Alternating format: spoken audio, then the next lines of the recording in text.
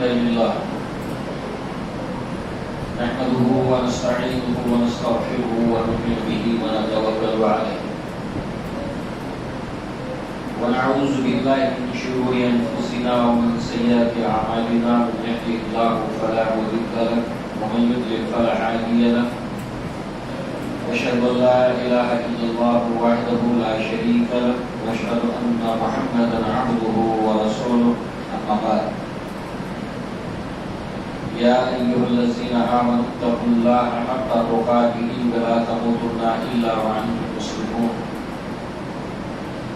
يا أيها الناس اتقوا ربكم الذي خلقكم من نفس واحدة وخلق منها زوجها وبث منهما رجالا كثيرا ونساء واتقوا الله الذي تساءلون به والأرحام إن الله كان عليكم رقيبا يا أيها الذين آمنوا اتقوا الله وقولوا قولا سديدا يصلح لكم أعمالكم ويغفر لكم ذنوبكم ومن يطع الله ورسوله فقد فاز فوزا عظيما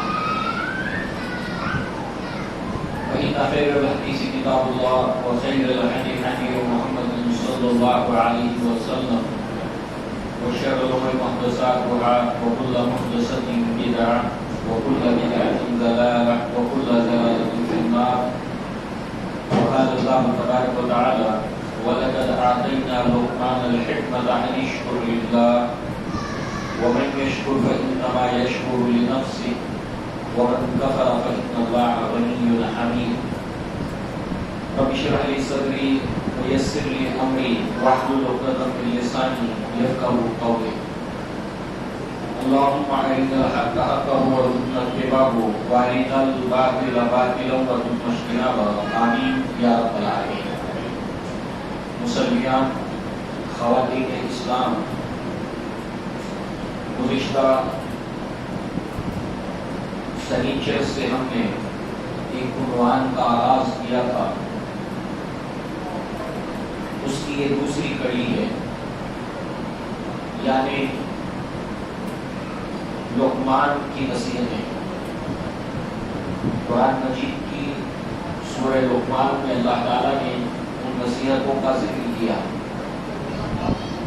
جن میں سے ہم نے گزشتہ مرتبہ لقمان دراصل کون تھے، صحابہ کرام کا لقمان کے تعلق سے کیا کہنا ہے، ان کا ایک تعارف تھا، اور اللہ تعالیٰ نے انہیں اپنی بہت بڑی نعمت جس کو ہم حکمت کہتے ہیں اس سے اللہ تعالیٰ نے انہیں نوازا تھا. اس اعتبار سے اللہ تعالیٰ نے یہاں پر بیان کیا ان کی نصیحتوں سے پہلے کہ ہم نے لقمان کو حکمت عطا کی. شکرمان اللہ تعالیٰ کا، حکمت اللہ کی نعمت ہے. نعمتوں میں بہت سی نعمتیں ایسی ہیں جو چھوٹی ہیں، بہت سی نعمتیں بڑی ہیں، کچھ نعمتیں وہ ہیں کہ اس کی بہت زیادہ قدر و قیمت ہے، اور اللہ تعالیٰ اپنے بندوں میں سے جس کو چاہتا ہے وہ نعمت عطا کرتا ہے. انہی میں سے ایک ہے حکمت. ہم اگر دیکھیں اللہ تعالیٰ نے اس حکمت کے تعلق سے قرآن میں اور کیا فرمایا ہے، تو سورۃ البقرہ میں 2 مرتبہ اللہ تعالیٰ نے فرمایا یؤتی الحکمۃ من یشاء. اللہ تعالیٰ جس کو چاہتا ہے حکمت دیتا ہے. ومن یؤت الحکمۃ فقد اوتی خیرا کثیرا. اور جس کو حکمت عطا کی گئی اس کو خیر کثیر عطا کیا ہے، یعنی بہت بڑا خیر اس کو ملا. پھر ہم نے ایک اور دیکھا گزشتہ مرتبہ حضرت علی بن ابی طالب کا کہ جو بھی نعمتیں تجھے ملی ہیں اس کی حفاظت تجھے کرنی پڑے گی.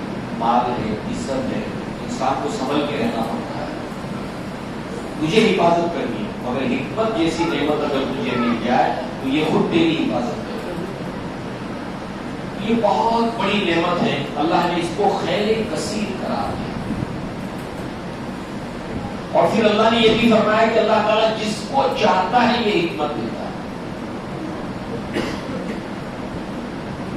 اسی طریقے سے اللہ تعالیٰ نے اپنے انبیاء کو بھیجا، محمد رسول اللہ کو مبعوث کیا، تو یہ انبیاء جتنے بھی بھیجے گئے، آخری نبی محمد رسول اللہ صلی اللہ علیہ وسلم، یہ اپنی امت کو، ایمان لانے والوں کو حکمت کی تعلیم دیتے ہیں۔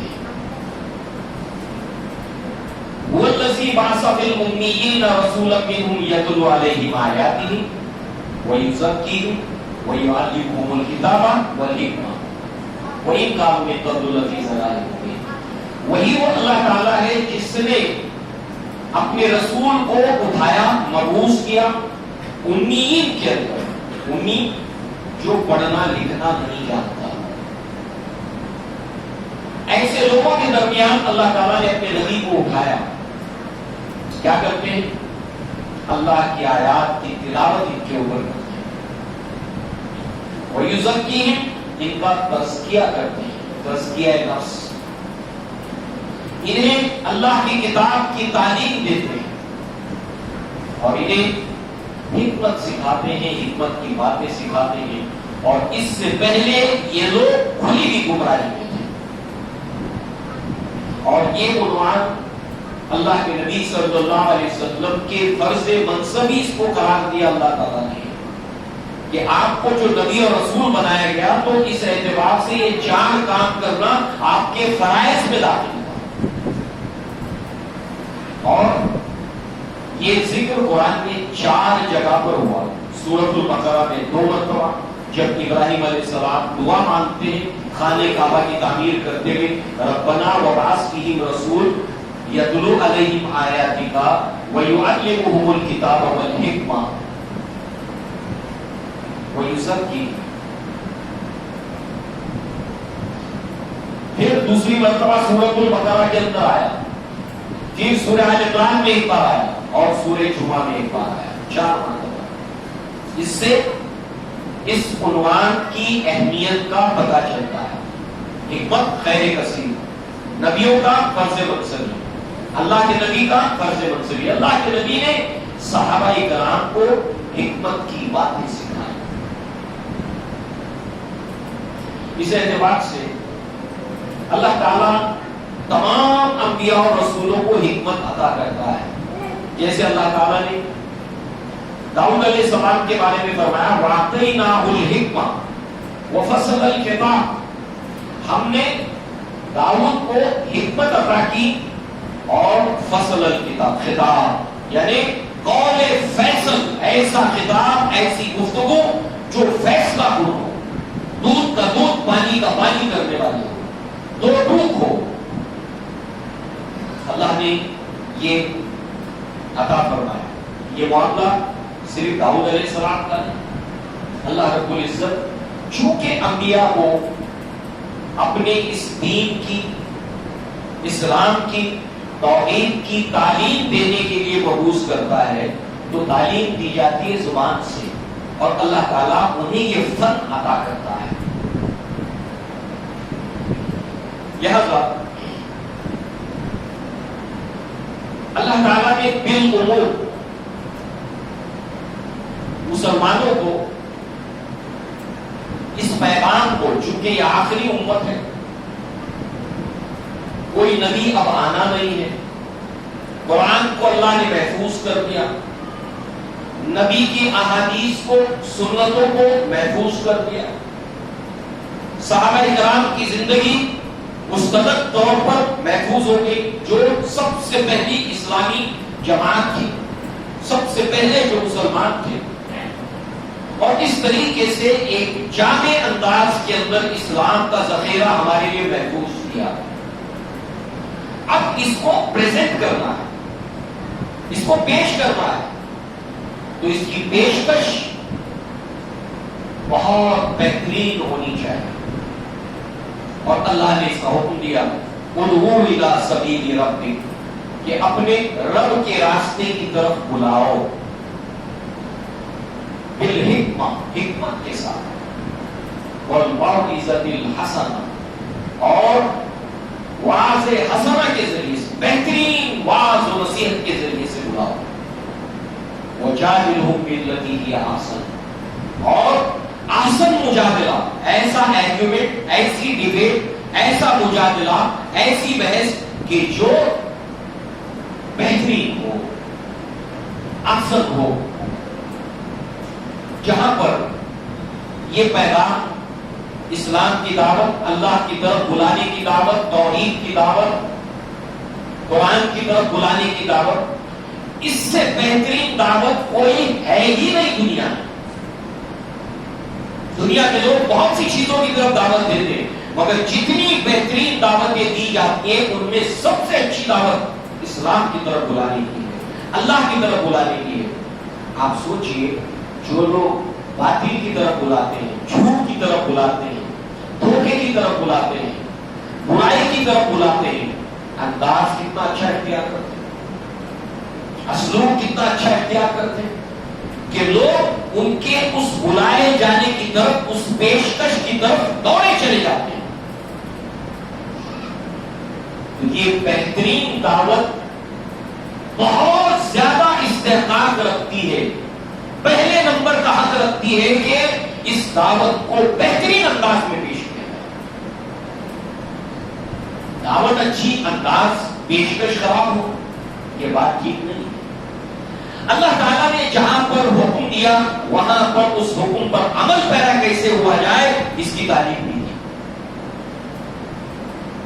ایسا نہیں کہ محض حکم دے دیا کہ حکمت کے ساتھ بلاؤ، کیسے بلایا جاتا ہے اللہ تعالیٰ نے اس کو بھی سکھایا اپنے کلام مجید کے اندر اور نبی صلی اللہ علیہ وسلم کے ذریعے سے.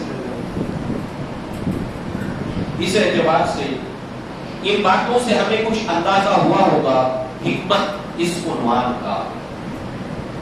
اب اس کو ہم سمجھتے ہیں علماء لغت کے حوالے سے، ائمہ کرام کے حوالے سے، صحابہ کرام کے اقوال کی روشنی میں، قرآن مجید کی آیات کے حوالے سے، محمد رسول اللہ کی تعلیمات اور عملی زندگی کے حوالے سے اس کو سمجھنے کی کوشش کریں تاکہ ہم اس سے سمجھیں اور سیکھیں.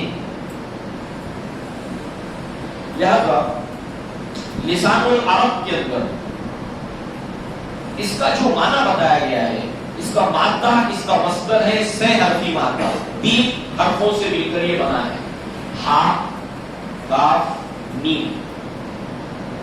اور اس کے معنی بتائے گئے ہیں العلم والفقہ والقضاء بالعدل. حکمت جو ہوتی ہے اس کے اندر 4 چیزیں ہوتی ہیں. جو عمل، جو قول حکمت سے بھرپور ہو، جس کے اندر وزڈم ہو، جس کے اندر حکمت ہو، اس میں 4 چیزیں ضرور ہوتی ہیں. نمبر 1، وہ قول، وہ عمل علم پر مبنی ہوگا،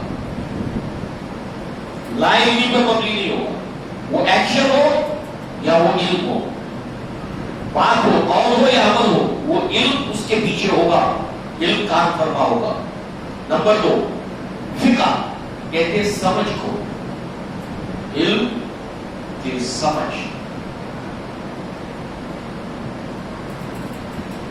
اللہ کے نبی صلی اللہ علیہ وسلم نے فرمایا من یرید اللہ بہ خیرا، اللہ تعالیٰ اپنے جس بھی بندے کے ساتھ، جس بندی کے ساتھ بھلائی کا ارادہ کرتا ہے، یفقہہ فی الدین، اللہ تعالیٰ اس کو سمجھ عطا کرتا ہے دین کی. تو 2 باتیں ہو گئی، ایک علم، دوسرا سمجھ، تیسرے والقضاء، فیصلہ. کافی اسی سے بنا ہے فیصلہ. آدمی کو زندگی میں بہت سے فیصلے کرنے پڑتے ہیں، اپنے تعلق سے، اپنے بچوں کے تعلق سے، اپنے کنبے کے تعلق سے، اپنی قوم کے تعلق سے. جو انسان سماج میں جو مرتبہ رکھتا ہے اس کے اعتبار سے اس کو فیصلے کرنے پڑتے ہیں. تو جو فیصلہ حکمت سے بھرپور ہو اس کے اندر عدل ہوگا. تو عدل کہتے کسے ہیں اس کو بھی ہم سمجھیں. قضاء میں فیصلہ، عدل کے معنی ہوتے ہیں 2 انتہاؤں کے درمیان معتدل راستہ. ایک انتہا ہے، ایک دوسری انتہا ہے. مثال میں اگر آپ کو دوں دینی اعتبار سے، اللہ کے نبی صلی اللہ علیہ وسلم نے فرمایا میں تمہیں پہلے روکا کرتا تھا قبرستان جانے سے، پہلے روکا کرتا تھا۔ نئے نئے لوگ اسلام میں داخل ہوئے تھے اور جاہلیت کے اندر لوگ قبر پرستی کرتے تھے، تو ابھی لوگ نئے اسلام میں داخل ہوئے، تو جب تک انہیں اچھی طرح سمجھ آ گئی دین کی، اسلام کی، توحید کی، پھر ایک وقت کے بعد نبی نے فرمایا اب میں تمہیں اجازت دیتا ہوں کہ جایا کرو۔ کیوں؟ اس لیے کہ قبر جو ہے وہ انسان کے دل کو نرم کرتی ہے، آنکھوں سے آنسو نکالتی ہے، آخرت کی یاد دلاتی ہے۔ یہ حکمت ہے وہاں جانے کی، یہ عمل ہے، اور یہ عمل حکمت سے بھرپور ہے، مقصد سے بھرپور ہے۔ کیوں جاؤ؟ وجہ کیا ہے؟ تمہارے دل میں نرمی پیدا ہو۔ اللہ کے نبی کے پاس ایک شخص آتا ہے، کہتا ہے اے اللہ کے نبی میرا دل بڑا سخت ہے، تو اب اللہ کے نبی نے اس میں نرمی پیدا کرنے کے لیے عمل بتایا، کہا یتیموں کا خیال رکھو، اس سر پہ ہاتھ پھیرو، ان کی کفالت کرو، یہ چیز تمہارے دل میں نرمی پیدا کرے گی۔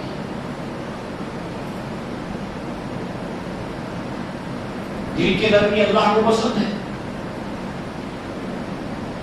ان اللہ رفیق یحب الرفق فی کل امر، اللہ کے نبی نے فرمایا اللہ نرم ہے اور نرمی کو پسند کرتا ہے تمام معاملات کے اندر۔ اب اس عمل کی وجہ بتائی نبی نے، حکمت بتائی کیوں جاؤ۔ اب ایک انسان جاتا ہی نہیں ہے، یہ انتہا ہے، یہ انتہا ہے، جاتا ہی نہیں۔ وجہ کیا ہے؟ سماج کے اندر وہاں پر جانے والوں نے کچھ غلط چیزوں کو رائج کر دیا، وہاں جا کر دعائیں مانگنی شروع کی، بدعت شروع کر دی، تو یہ ایک انتہا ہے اور یہ ایک انتہا ہے۔ ایک جاتا ہے غلط کام کرتا ہے، ایک بالکل جانے کے لیے تیار ہو، یہ دو انتہا ہے اور ایک معتدل راستہ ہے۔ تو زندگی کے جملے معاملات کے اندر انسان ایک معتدل راستے کے اوپر چلے، قولاً اور عملاً۔ تو حکمت کیا ہے؟ علم، فقہ، قضا، عدل۔ اسی طریقے سے تاج العروس کے اندر اس کا معنی بتایا گیا ہے القضاء فی شیء، کہ کسی چیز کا فیصلہ کرنا، یہ ہے اس کا معنی، جس سے حکمت بنا۔ اب آپ دیکھیے قرآن مجید نے بھی اس کے لفظی معنی کی وضاحت کی۔ قرآن مجید اپنے ہر لفظ کا معنی خود بیان کرتا ہے کسی اور مقام کے اوپر، جیسے اللہ نے فرمایا أَفَنَجْعَلَ الْمُسْلِمِينَ كَالْمُجْرِمِينَ وَلَكُمْ كَيْفَ تَحْكُمُونَ أَفَنَجْعَلَ الْمُسْلِمِينَ، کیا ہم بنا دیں گے اپنے فرمانبردار بندوں کو، اپنے مسلمان بندوں کو، فرمانبردار بندوں کو، أَفَنَجْعَلَ الْمُسْلِمِينَ كَالْمُجْرِمِينَ، مجرموں جیسا، فاسقوں جیسا، فاجروں جیسا ایک میرا فرمانبردار بندہ ہے اور ایک نافرمان ہے، دونوں کے ساتھ برابر کا فیصلہ کریں گے؟ معلوم کیا ہوا ہے تم کو؟ کیف تحکمون، کیسے فیصلے کرتے ہو؟ اس فیصلے کے پیچھے نہ علم ہے، نہ اس فیصلے کے پیچھے قضا ہے، نہ اس فیصلے کے پیچھے سمجھ بوجھ ہے، نہ اس فیصلے کے اندر عدل اور انصاف ہے، بے اعتدالی۔ معلوم کیف تحکمون، کیا ہوا؟ تم کیسے فیصلے کرتے ہو؟ تم کیسے اندازے لگاتے ہو؟ اس سے ہمیں کچھ اندازہ ہوا۔ اللہ تعالیٰ نے انبیاء کو حکمت دی اور وہ اپنی امت کے معاملات کے فیصلے طے کرتے ہیں۔ داؤد علیہ السلام کے دربار میں ایک فیصلہ آیا، ایک کیس آیا، مقدمہ آیا۔ اس مقدمے کے اندر ایک بھیڑ بکریوں والا تھا، اس کی بھیڑ بکریاں تھی، اور ایک کاشتکار تھا۔ قرآن مجید میں یہ واقعہ نقل ہے۔ تو یہ بھیڑ بکریاں آ کر اس کے کھیت کی ساری فصل کو کھا گئی. اب کاشتکار کا تو نقصان ہو گیا. مقدمہ آیا داؤد علیہ السلام کے دربار. داؤد علیہ السلام نے جو فیصلہ کیا اس کا بھی ذکر ہوا. اللہ تعالیٰ نے فرمایا کہ ہم نے سلیمان علیہ السلام کو بہتر فیصلہ کرنے کی جو ہے وہ سمجھ عطا کی. اب انہوں نے کیا فیصلہ کیا؟ انہوں نے فیصلہ کیا کہ یہ جو کاشتکار ہے جس کی فصل کا نقصان ہوا، اس کے کھیت کے اندر یہ بھیڑ بکریوں والا کام کرے گا. کھیت جوتے گا، بیج بوئے گا، کھاد ڈالے گا، پانی ڈالے گا، فصل کی حفاظت کرے گا، اور اس پوزیشن پہ جو فصل آ جائے گی جس پوزیشن میں کھائی تھی تو یہ اس کاشتکار کے حوالے کرے گا اور اپنی بھیڑ بکریاں لے جائے گا. اس وقت تک جب تک یہ فصل یہاں تک نہیں پہنچتی اس کا اون، اس کا دودھ استعمال کرے گا یہ کھیتی والا. سوچئے ہمیں زندگی میں کتنے ایسے معتدل فیصلے کرنے کی ضرورت پیش آتی ہے، محتاج ہیں. تو اللہ نے اگر یہ فرمایا کہ وَمَن يُؤْتَ الْحِكْمَةَ فَقَدْ أُوتِيَ خَيْرًا كَثِيرًا، وَمَن يُؤْتَ الْحِكْمَةَ جس کو حکمت عطا کی گئی اس کو خیر کثیر عطا کیا گیا. کیونکہ انسان غلط فیصلے کر کے کتنے زندگی میں نقصان اٹھاتا ہے.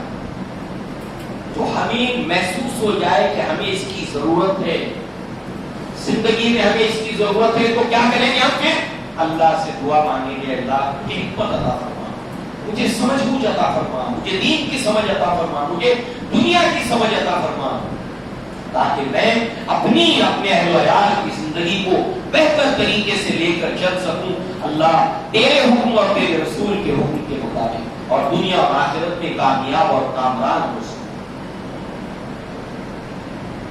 جب تک ہم اس کو محسوس نہیں کریں گے ہمیں اپنے اس کو لے کر جو محتاج ہونے کا احساس نہیں ہوگا. لہذا اسی طریقے سے حکمت کے تعلق سے لسان العرب میں ایک اور ڈیفینیشن اور ایک اور تعریف بیان کی گئی ہے. معرفت، سمجھ، علم. کس چیز کا؟ افضل الاشیاء، افضل ترین چیزوں کی معرفت اور سمجھ اور شناخت. بھی افضل العلوم، افضل علم کے ذریعے سے افضل چیزوں کی شناخت. لہذا اب یہ تو ہو گیا لغوی معنی. اب اصطلاحی معنی کو ہم دیکھتے ہیں، اور ان دونوں کے درمیان جو پوائنٹ آف کانٹیکٹ یہ مختلف نہیں ہے، ایک ہی ہے. دونوں ایک جگہ جا کر جمع ہو جاتے ہیں.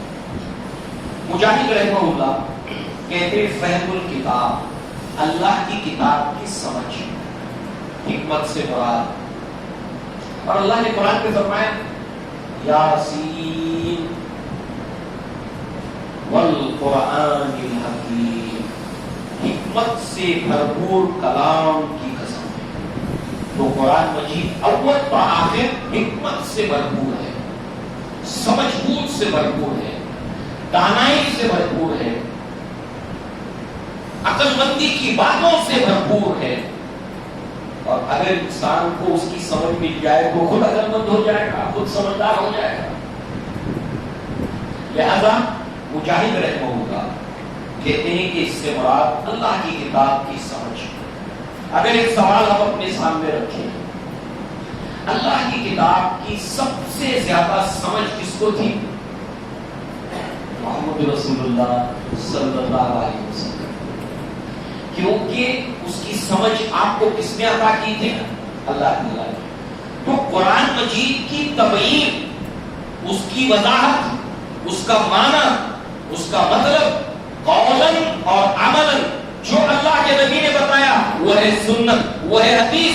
یعنی قرآن کی تفسیر، نبی کی حدیث اور نبی کی سنت. تو امام مالک رحمہ اللہ نے حکمت سے مراد قرار دیا اللہ کے نبی صلی اللہ علیہ وسلم کی سنت. امام شافعی رحمہ اللہ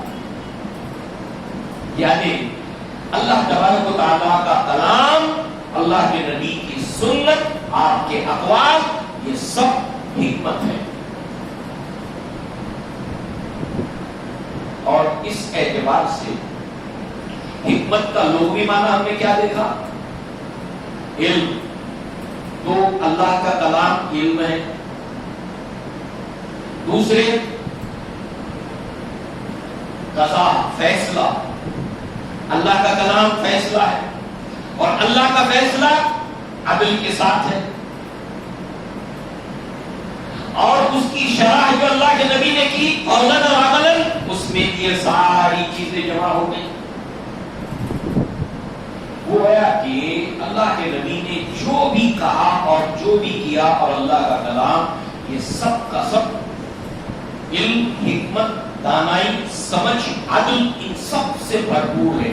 گویا کوئی انسان اگر اس کے اوپر عمل پیرا ہوتا ہے تو ایک معتدل زندگی وہ گزارتا ہے، دو انتہاؤں کے درمیان۔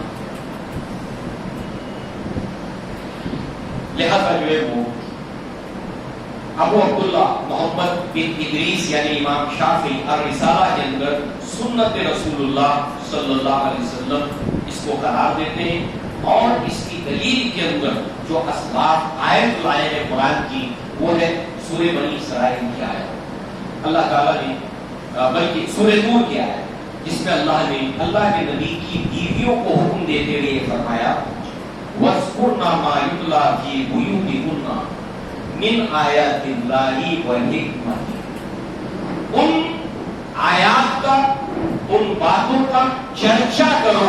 نبی کی بیویوں کو حکم دیا گیا کہ ان باتوں کا ذکر کرو، چرچا کرو جو اے نبی کی بیویوں تمہارے گھروں کے اندر اللہ کی آیات میں سے، من آیات اللہ والحکمت، اور حکمت یعنی سنت میں سے جو نبی کہتے ہیں، جو نبی کرتے ہیں، اس کا چرچا کرو۔ اس کو حکمت قرار دیا یہاں پر، قرآن کیا ہے جس کو امام شافعی نے کہا۔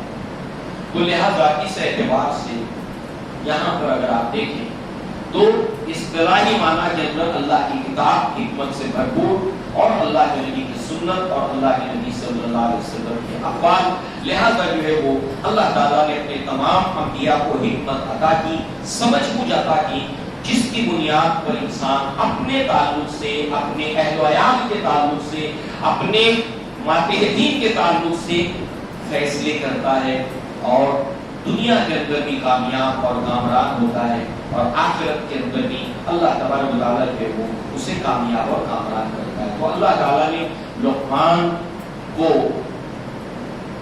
ذکر کرتے ہوئے فرمایا وَلَقَدْ آتَيْنَا لُقْمَانَ الْحِكْمَةَ أَنِ اشْكُرْ لِلَّهِ، ہم نے لقمان کو حکمت عطا کی کہ شکر مان اللہ تعالیٰ کا۔ ہم چونکہ حکمت اللہ کی بہت بڑی نعمت ہے، اور جہاں نعمت ہے وہاں پر شکر گزاری لازم آتی ہے، تو اللہ تعالیٰ کا شکر ادا کریں۔ اب دیکھیے ایک ایسا انسان جس کو اللہ تعالیٰ نے حکمت عطا کی تھی، ان کے تعلق سے بہت سی باتیں واقعات میں آتی ہیں، اور اہل عرب جانتے تھے لقمان کو۔ ایک مرتبہ ان کے مالک نے ان سے کہا، دیکھیے حکمت ایکشن اور قول، ورڈز اور ایکشن، ایک حکیم انسان کا کیسے عقل مندی سے بھرپور ہوتا ہے۔ ان کے آقا نے ان کو حکم دیا، مالک نے، کہ جاؤ جنت کی مٹی لے آؤ، جنت کی مٹی لے آؤ۔ لقمان گئے اور وہاں کے قدموں تلے سے مٹی اٹھا لائے، وہاں کے قدموں تلے جنت ہے۔ اسی طریقے سے ایک مرتبہ ان کے مالک نے ان کو حکم دیا کہ لقمان جانور بکری ذبح ہوئی ہے، اس کی کوئی دو بہترین چیزیں لے آؤ، اس کے اعضاء میں سے دو بہترین چیزیں لے آؤ۔ لقمان دل اور زبان لے آئے، یہ ہے سب سے بہترین چیز، دل اور زبان۔ دوسرے دن بھیجا کہ جاؤ اس میں سے سب سے بدترین چیز لے آؤ، پھر دل لے آئے، پھر زبان لے آئے۔ یعنی انسان کے اعضاء جوارح میں سب سے بہترین چیز اگر کوئی ہے تو دل ہے اور زبان ہے، اور اگر کوئی بری چیز ہے تو دل ہے اور زبان ہے۔ اللہ کے نبی نے فرمایا تم مجھے دو چیزوں کی ضمانت دو، میں تمہیں جنت کی ضمانت دیتا ہوں۔ ایک وہ جو دو رانوں کے درمیان ہے شرمگاہ، اور ایک وہ جو دو جبڑوں کے درمیان ہے یعنی زبان۔ زبان کا ٹھیک استعمال. اگر یہ ٹھیک، دنیا ٹھیک، آخرت ٹھیک. آپ سوچیے آج مسلمانوں کو کتنی اس کی ضرورت ہے، بلکہ امت مسلمہ پوری دنیا کے اندر اگر اچھی حالت میں ہو تب بھی اس کی ضرورت ہے. سبحان.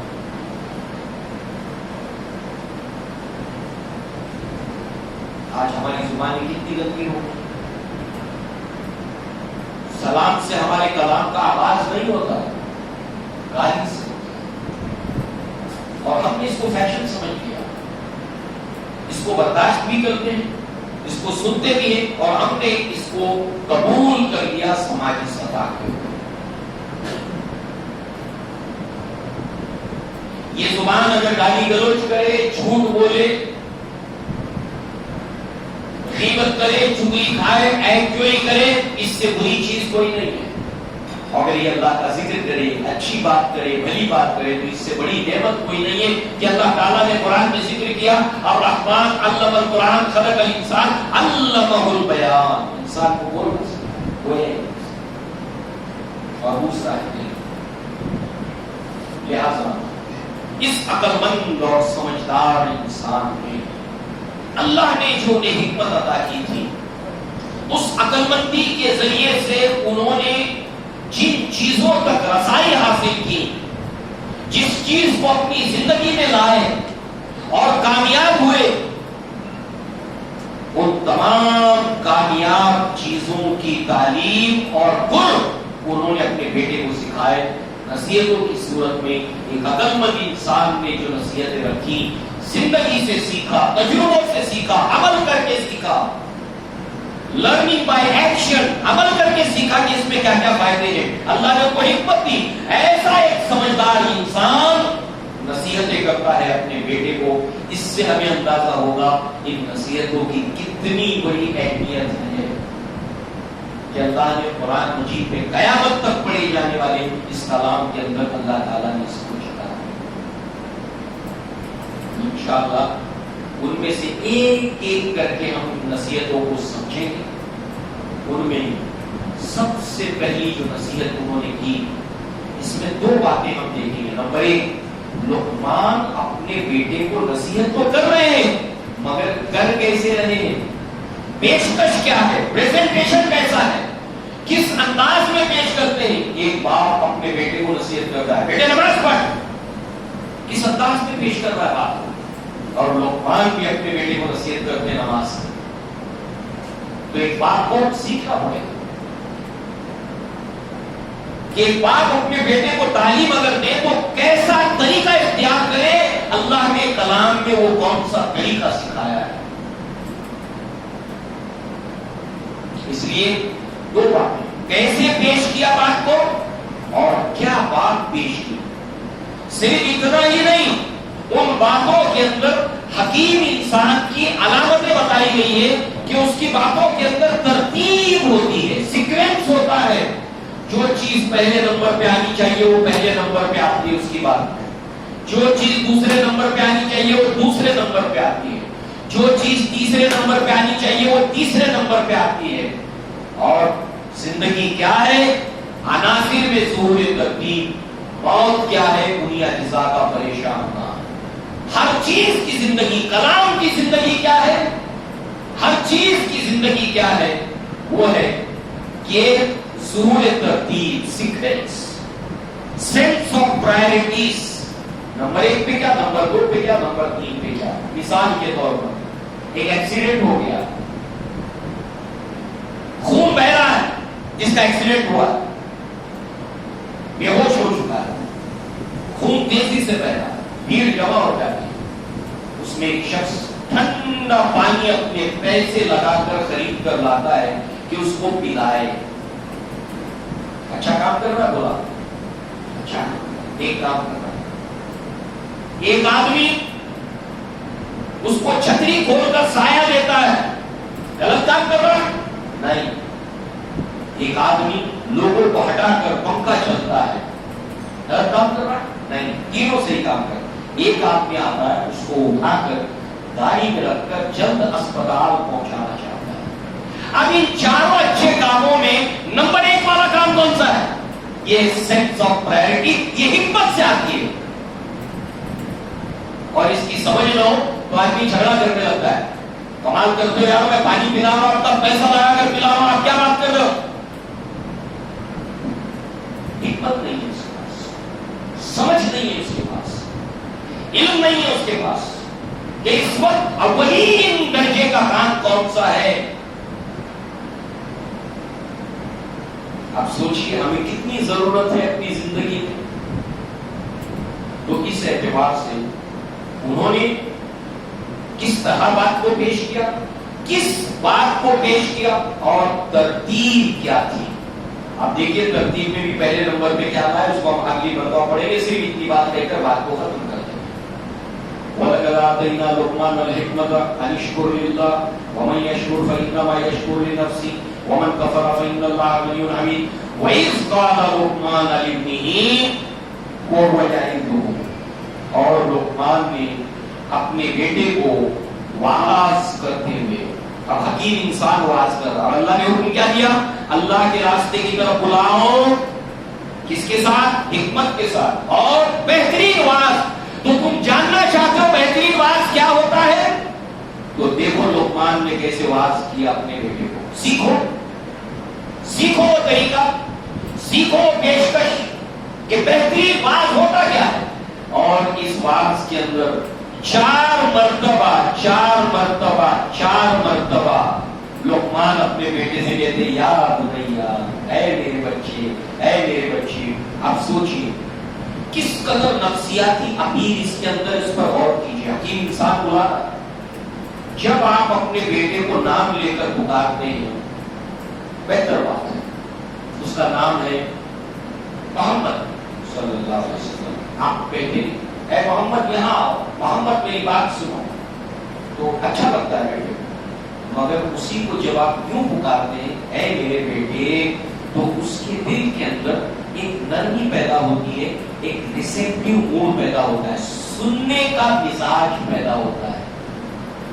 اور ایک بات نہیں، اے میرے بچے، اے میرے بیٹے، اے میرے بیٹے، اس کے اندر خیر خواہی کا اظہار ہوتا ہے۔ تو گویا کہ بہترین واعظ کے ذریعے سے انہوں نے اپنے بیٹے کو نصیحت کی۔ پہلی نصیحت یا بنیا، اے میرے بچے، لا تشرک باللہ، ترتیب میں سب سے پہلے شرک مت کرنا۔ پھر کہا ان الشرک لظلم عظیم، شرک تو عظیم ظلم ہے، اس سے بڑا گناہ کوئی نہیں ہے۔ ترتیب بہت سی نصیحتوں میں نمبر 1 کیوں؟ شرک مت کرنا، شرک بہت بڑا گناہ ہے۔ انشاءاللہ اس پہلی نصیحت کی تفصیلات کو انشاءاللہ اگلی مرتبہ ہم سمجھیں گے۔ اللہ تعالیٰ سے دعا ہے کہ اللہ تعالیٰ ہمیں دین کی سمجھ عطا فرمائے، اس کے اوپر عمل کرنے کی توفیق عطا فرمائے، اور اللہ تعالیٰ ہمیں اس بات کی بھی توفیق دے کہ یہ جتنی محنت آپ لوگ کر رہے ہیں اس پروگرام کے لیے، جمعہ کے خطبات ہوتے ہیں اس کے لیے، تو آپ ایسے صرف آئیں اور جائیں نہ، بلکہ جو جمعہ ہوتا ہے آپ کی بستی میں مسجد میں، کوشش کیجیے اپنے کسی دوست کو لائیے جمعہ کے روز کہ وہ سنے اللہ اس کے رسول کی بات۔ یہ ہماری ذمہ داری ہے۔ جب آپ کی مسجد میں کوئی پروگرام منعقد کیا جائے، اپنی ذمہ داری سمجھیں کہ اپنے ساتھ کم سے کم ایک آدمی کو دے کر ضرور آئے، اپنی ڈیوٹی سمجھیں۔ کیا عجب کہ اللہ تعالیٰ اس کی سمجھ آتا ہے، کیونکہ لقمان نے اپنے بیٹے کو نصیحت کرتے ہوئے نصیحت کی، یا بنی اقم الصلاۃ وامر بالمعروف وانہی عن المنکر۔ یہ میری آپ کی ذمہ داری ہے۔ ہم اتنا تو کر ہی سکتے ہیں کہ اس جگہ تک پہنچا سکتے ہیں جہاں سے اس کے اللہ اور اس کے رسول کی صحیح باتوں کو سننے کا اس کو موقع ملے۔ اللہ تعالیٰ نے اس کی توفیق عطا فرمائے۔ اقول قولی ھذا واستغفر اللہ لی ولکم ولسائر المسلمین والمسلمات وآخر دعوانا الحمد للہ رب العالمین۔ السلام علیکم ورحمۃ اللہ وبرکاتہ۔